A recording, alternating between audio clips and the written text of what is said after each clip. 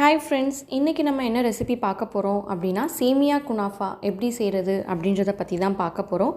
வாங்க வீடியோக்குள்ளே போகலாம். அதுக்கு ஃபஸ்ட்டு நம்ம ஒரு பேன் எடுத்துக்கலாம். அந்த பேனில் நம்ம 2 கப் பால் சேர்க்க போகிறோம். நான் இன்றைக்கி 250 ml மெஷர்மெண்ட் உள்ள கப்பில் 2 கப் பால் சேர்த்துருக்கேன். அதை பேனில் ஊற்றிக்கலாம். 1 கப் சேர்த்தாச்சு. இப்போ இன்னொரு கப்பையும் நம்ம சேர்த்துக்கலாம். அடுத்து நம்ம என்ன சேர்க்க போகிறோம் அப்படின்னா, இது கூடவே கார்ன்ஃப்ளவர் 3 டேபிள் ஸ்பூன் சேர்க்க போகிறோம். இது 1 டேபிள் ஸ்பூன் மெஷர்மெண்ட் உள்ள ஸ்பூனு. ஸோ இதில் நான் 3 டைம்ஸ் கார்ன்ஃப்ளவர் மாவு சேர்த்துக்கிறேன். இப்போது 3 தடவையுமே நம்ம கார்ன்ஃப்ளவர் மாவு சேர்த்தாச்சு. திருப்பி அதே ஸ்பூனில் நம்ம சுகர் சேர்த்துக்கலாம். சுகரும் கார்ன்ஃப்ளவர் மாவும் ஈக்குவல் அளவு தான். ஸோ 3 ஸ்பூன் கார்ன்ஃப்ளவர் மாவு, 3 ஸ்பூன் சர்க்கரை, இதை நம்ம சேர்த்துக்கலாம். இப்போது இந்த பேனை எடுத்து நம்ம அடுப்பில் மீடியம் ஃப்ளேமில் வச்சு இந்த மாதிரி விஸ்கு வச்சு நல்லா மிக்ஸ் பண்ணிக்கலாம். ஸோ எந்த ஒரு கட்டியுமே விழாமல் எல்லாமே மிக்ஸ் ஆகி வந்துடும். ஸோ இதை நீங்கள் மீடியம் ஃப்ளேமில் வச்சு கிண்டி விட்டுட்டே இருங்க. அந்த மாதிரி கிண்டி விட்டுட்டே இருக்கும்போது இந்த பால் கொஞ்சம் கெட்டியாகும். நமக்கு அந்த க்ரீமியான ஃப்ளேவர் வர்றதுக்காக அது கெட்டியாகிற வரைக்குமே நம்ம மிக்ஸ் பண்ணி விட்டுட்டே இருக்கணும். இப்போ பாருங்கள் எந்தளவு அது கெட்டியாயிருக்கு அப்படின்னு சொல்லிட்டு அடிப்பிடிக்காமல் பார்த்துக்கோங்க. இந்த மாதிரி நல்லா ஃப்ளஃபியாக அது க்ரீமியாக வந்ததுக்கப்புறமா நம்ம அதை மீடியம் ஃப்ளேம்லேயே வச்சுருக்கணும். ரொம்ப ஹை ஃப்ளேமில் வச்சுருக்காதீங்க, அது கரிஞ்சு போயிடும். ஸோ இந்தளவு பாருங்கள், உங்களுக்கு மிக்ஸ் பண்ணாலே தெரியும் எந்தளவு அது ரெடி ஆகிருக்கு அப்படின்னு சொல்லிட்டு. இப்போ இதில் உங்களுக்கு நல்லாவே தெரியுது இல்லையா, ஓரளவு அது ஃபுல்லாகவே க்ரீமியாக ரெடி ஆகிடுச்சு. இப்போ நான் உங்களுக்கு காமிக்கிறேன் பாருங்கள், இது எந்தளவு க்ரீமியாக ரெடி ஆகிருக்கு அப்படின்னு சொல்லிட்டு. இந்த ஸ்டேஜில் நம்ம என்ன சேர்க்க போகிறோம் அப்படின்னா, நான் இன்றைக்கி ஒரு ஃபுல் ஃபேட் ஹலோனமி சீஸை துருவி வச்சுருக்கேன். அதை நம்ம இந்த சீஸோடு இந்த க்ரீமியோடு சேர்த்துக்கலாம். அப்போ தான் குனாஃபாவுக்கு ஸ்டஃப் வைக்கிறப்போ அந்த க்ரீமி லேயர், க்ரீம் சீஸ் ரொம்பவே நல்லாயிருக்கும். உங்கள்கிட்ட நீங்கள் என்ன சீஸ் இருக்கோ அதை நீங்கள் சேர்த்துக்கலாம். சப்போஸ் நீங்கள் மொசரல்லா, க்ரீம் சீஸ்லாம் சேர்க்குறீங்க அப்படின்னா அதுக்கு இந்த ப்ராசஸ் தேவையில்லை. நீங்கள் டைரெக்டாக அந்த வெர்மிஸ்லி மேலேயே ஸ்ப்ரெட் பண்ணலாம். பட் நம்ம இந்த மாதிரி பண்ணுறப்போ நமக்கு சீஸ் தான் ஒரு கரெக்ட் ஆப்ஷனாக இருக்கும். ஸோ இந்த க்ரீமி சீஸை நம்ம ரெடி ஆகிடுச்சு. இப்போது இது கொஞ்சம் கூல் ஆகட்டும். கூல் ஆகிற வரைக்கும் நம்ம இதை வெயிட் பண்ணலாம். பாருங்கள், அந்த ஹீட்லேயே அந்த சீஸும் அந்த க்ரீமும் ஒன்றா மிக்ஸ் ஆகிடுச்சு. நெக்ஸ்ட்டு நம்ம சுகர் சிரப் ரெடி பண்ணலாம். அதுக்கு ஒரு பேனில் 1/2 கப் சர்க்கரை எடுத்திருக்கேன். நம்ம எந்த கப்பில் மெஷர் பண்ணமோ அதே கப்பில், அதாவது ஈக்குவல் அமௌண்ட் தண்ணி, அதையும் நம்ம அதில் சேர்த்துக்கலாம். சேர்த்துட்டு இது நார்மலாக நீங்கள் மீடியம் ஹீட்டில் வச்சு ஹீட் பண்ணி அந்த சிரப் நமக்கு அந்த ஜீனி கரைஞ்சா போதும். கம்பி பதம் அந்த மாதிரிலாம் எந்த ஒரு பதமும் கிடையாது. ஸோ இதை நல்லா மிக்ஸ் பண்ணி விட்டுக்கோங்க.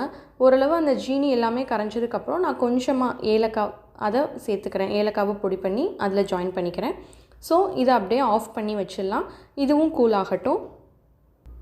இந்த சிரப்பை ரெடி பண்ணதுக்கப்புறமா நம்ம நெக்ஸ்ட்டு என்ன பண்ண போகிறோம் அப்படின்னா, ஒரு மிக்சிங் பவுலில் நம்மக்கிட்ட இருக்கிற ரோஸ்டட் சேமியாவை எடுத்து பார்க்குறேங்க. இங்கே பாருங்கள், இது கொஞ்சம் நீளமாக இருக்குது இல்லையா. ஸோ இதை நம்ம எல்லாமே மேஷ் பண்ணி பொடிசாக்கிக்கலாம். அப்போ தான் குனாஃபா டஃப் வைக்க நல்லாயிருக்கும். ஓரளவு நீங்கள் பொடி பண்ணதுக்கப்புறமா இதில் நம்ம என்ன சேர்க்க போகிறோம் அப்படின்னா, ரூம் டெம்பரேச்சரில் வச்ச பட்டர், அதை ஒரு 100 கிராம் அளவு நான் சேர்த்துக்கிறேன். இதை பட்டரை சேர்த்துட்டு நீங்கள் அதோட இந்த சேமியாவும் இந்த பட்டரும் நல்லா மிக்ஸ் ஆகிற மாதிரி ஒன்றோட ஒன்று நல்லா கோட் பண்ணணும். அப்போ தான் அந்த சேமியாக்குள்ளே பட்டர் ஃபுல்லாகவே ஸ்ப்ரெட் ஆகும். இந்த மாதிரி நல்லாவே மிக்ஸ் பண்ணி வச்சுக்கோங்க. இப்போ டஃப் ரெடி ஆகிடுச்சு. இப்போ நம்ம என்ன பண்ண போகிறோம் அப்படின்னா, இதை 2 போர்ஷனாக பிரித்து பேனில் கீழே ஒரு போர்ஷனும் நடுவில் க்ரீம் வச்சு அதுக்கு மேலே ஒரு போர்ஷனாகவும் நம்ம பிரிக்க போகிறோம். இப்போது பேன் எடுத்தாச்சு. இதிலையே நம்ம ரூம் டெம்பரேச்சரில் மெயின்டைன் பண்ணி வச்சுருந்தோம் இல்லையா, அந்த பட்டரை எடுத்து பேனில் எல்லா பக்கமும் படுற மாதிரி ஸ்ப்ரெட் பண்ணி விட்டுக்கோங்க. இப்போது இந்த பேன் ஃபுல்லாகவே நம்ம பட்டர் மிக்ஸ் பண்ணியாச்சு. இப்போது இதில் ஃபஸ்ட்டு ஒரு லேயர் நம்ம செட் பண்ணலாம். நம்மக்கிட்ட இருக்க சேமியாவும் பட்டரும் மிக்ஸ் பண்ணி வச்சுருந்தோம் இல்லையா, அதில் இருந்து கொஞ்சமாக எடுத்து ஒரு பேஸ் நம்ம செட் பண்ணலாம். நீங்கள் உங்கள் கையிலேயே நீங்கள் பண்ணிங்க அப்படின்னா ஷேப் கொஞ்சம் பர்ஃபெக்டாக வரும். கடையிலெல்லாம் ஓவனில் பண்ணுவாங்க. ஸோ அது சீக்கிரமே செட் ஆகிடும். இது நம்ம கையில் பண்ணுறோம் அப்படின்றதுனால நம்ம அந்த ஷேப்புக்காக நம்ம ஓரளவு நம்ம கை வச்சே செட் பண்ணுறோம். இப்போது நெக்ஸ்ட்டு நம்மக்கிட்ட வந்து அந்த க்ரீமி சீஸ் இருக்குது இல்லையா, அதை வந்து சென்டரில் செட் பண்ணிக்கலாம். எனக்கு சீஸ் அந்த க்ரீம் எல்லாமே கொஞ்சம் சீஸ் வந்து நான் பொடுசாக கட் பண்ணதுனால இது எல்லாமே கொஞ்சம் கொஞ்சம் சீஸ் தெரியுது. மற்றபடி அந்த க்ரீம் ஃபார்ம் எல்லாமே பர்ஃபெக்டாக வந்துருச்சு. ஸோ இதை நம்ம அந்த பேஸ் மேலே ஸ்ப்ரெட் பண்ணி விட்டுக்கலாம். பாருங்கள், ஓரளவு அந்த ஃபுல்லாக அந்த சேமியாவில் ஸ்ப்ரெட் ஆகிற அளவு நான் அதை வந்து ஸ்ப்ரெட் பண்ணிட்டேன். இப்போது நெக்ஸ்ட் ஸ்டேஜ் நம்ம என்ன பண்ண போகிறோம் அப்படின்னா, இது மேலேயே வந்துட்டு நம்ம ஸ்ப்ரெட் பண்ணி முடிச்சுட்டு ஈக்குவலாக ஸ்ப்ரெட் பண்ணி முடிச்சுட்டு சேமியாவை இன்னொரு லேயர் மேலே வைக்க போகிறோம். ரொம்ப ப்ரெஸ் பண்ணிடாதீங்க, ஏன்னா அது வந்து ஏற்கனவே நம்ம க்ரீம் வச்சுருக்கோம் இல்லையா, ரொம்ப ப்ரெஸ் பண்ணோம் அப்படின்னா க்ரீம் எல்லாம் வெளில வந்துடும். ஸோ ஓரளவு எல்லா க்ரீமுமே கவர் ஆகிற மாதிரி ஃபுல்லாக நீங்கள் வந்துட்டு அந்த சேமியாவை கோட் பண்ணிக்கோங்க. இப்போது இந்த இது ஃபுல்லாகவே ரெடி ஆகிடுச்சு. உங்கள் கையை வச்சே நீங்கள் அரேஞ்ச் பண்ணிக்கோங்க ஒரு ஷேப்புக்காக. இப்போது நான் ஃபுல்லாகவே செட் பண்ணி முடிச்சிட்டேன். இப்போ இதை என்ன பண்ணோம் அப்படின்னா, நம்ம அடுப்பில் வச்சு மூடி போட்டு ஒரு 5 மினிட்ஸ் ஹீட் பண்ணலாம். பாருங்கள், 5 மினிட்ஸ் ஆயிடுச்சு. எந்த அளவு அது அந்த பக்கம் வெந்திருக்கு அப்படின்னு நமக்கு தெரியுது. இப்போது இன்னொரு தோசைக்கல்லை நான் பட்டர் தடவி வச்சுருக்கேன். இதை அப்படியே ஃப்ளிப் பண்ணி இந்த மேல் பக்கம் இருக்க சேமியா வேகிறதுக்காக ஃப்ளிப் பண்ணிட்டேன். ஃப்ளிப் பண்ணும்போது கொஞ்சம் உங்களுக்கு ஷேப் எதுவும் கொலாப்ஸ் ஆன மாதிரி இருந்தது அப்படின்னா நீங்கள் வந்து ஒரு ஸ்பூன் வச்சு அந்த ஷேப் எல்லாத்தையுமே பழையபடி நீங்கள் செட் பண்ணி விட்டுருங்க. திருப்பும்போது கொஞ்சம் பொறுமையாக திருப்புங்க, இல்லைனா இது உடையிறதுக்கும் வாய்ப்பு இருக்குது. ஸோ இன்னொரு பக்கம் வேகிறதுக்காக நம்ம இன்னொரு 5 மினிட்ஸ் வெயிட் பண்ணலாம். இந்த மாதிரி ஃப்ளிப் பண்ணதுக்கப்புறமா ஒரு 5 நிமிஷத்துலேயே கீழே இருக்க பேஸும் வந்து நமக்கு வெந்துடும். பாருங்கள், ஓரளவு நான் எல்லாமே ஈக்குவல் பண்ணிட்டேன், ஷேப் எல்லாமே ஈக்குவல் பண்ணிட்டேன். ஸோ இது வந்து 5 மினிட்ஸ் இருக்கட்டும். இப்போ 5 மினிட்ஸ் ஆயிடுச்சு. கீழே இருக்க லேயரும் நமக்கு வந்து ரெடி ஆகிடுச்சு.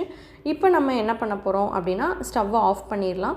ஓரளவு ஷேப் எல்லாமே கரெக்டாக இருக்கான்னு செக் பண்ணிவிட்டு நீங்கள் ஒரு பிளேட்டை வச்சு திருப்பி ஃப்ளிப் பண்ணிவிடுங்க. அப்போது ஒரு பிளேட்டுக்கு நீங்கள் மாற்றிடலாம். பாருங்கள், நான் மாற்றிட்டேன். எந்த அளவுக்கு 2 பக்கமுமே வெந்து ரெடி ஆகிருக்கு அப்படின்னு சொல்லிட்டு.